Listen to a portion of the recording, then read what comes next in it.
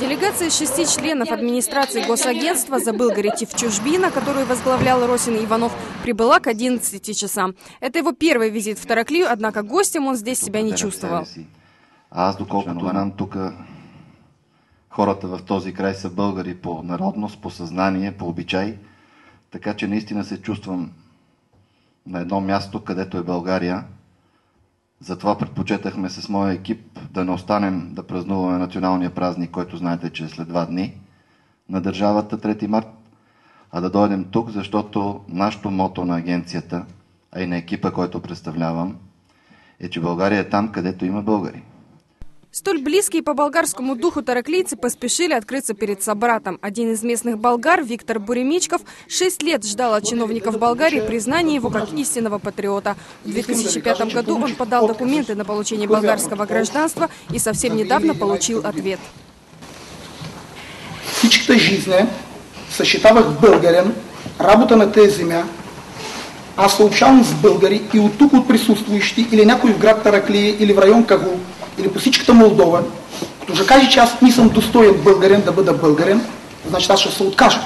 На днешния ден гърчим за българска култура, гърчим за български връзки, гърчим за българско общност и за българско единство с България.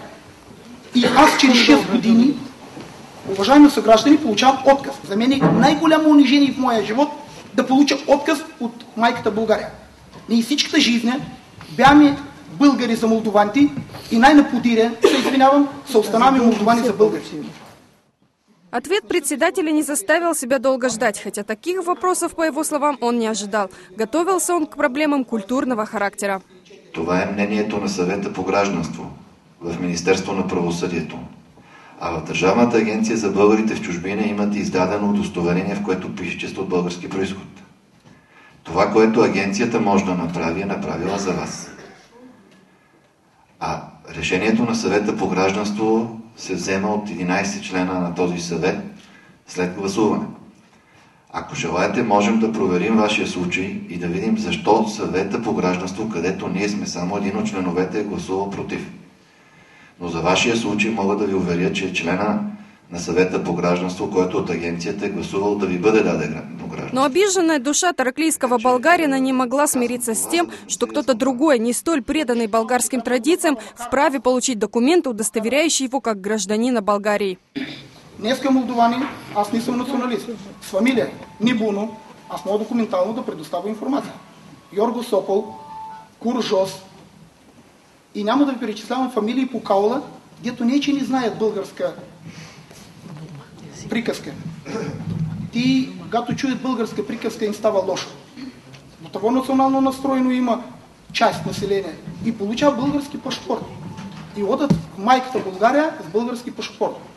Кроме това има уголовни преступници, дето получават. Неужели аз, истинни българин в душата, дето научих своите деца и им казах да знаят български разговор, нямам право да дода в България и да получа гражданство. Председатель агентства Росин Иванов оставался непреклонен. Главе аппарата не под силу указывать Министерству правосудия. Знаем, че има доста хора от български произход, които са получили отказ за да им бъде издадено такова удостоверение. Но и вие трябва да знаете, че има голям брой хора, наистина, за съжаление, някои с български произход, които са подали фалшиви документи при нас. Имаме достатъчно начини да го установим това. За хората обаче, които са спазили процедурата, както е с господин Боримечков, удостоверението за българския произход е на лице.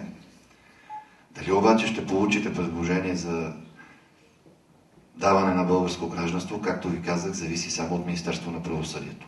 То нито е в нашата юрисдикция, нито ние сме негови началници. Мога да се ангажирам с проверка на вашия случай, ако това ще ви донесе някакво удовлетворение, но уверявам ви, че в този случай грешката е извън нас. Получив исчерпывающий ответ, гости и приглашенные вернулись к обсуждению других вопросов. Только уже, как и предполагал чиновник, они носили культурный характер.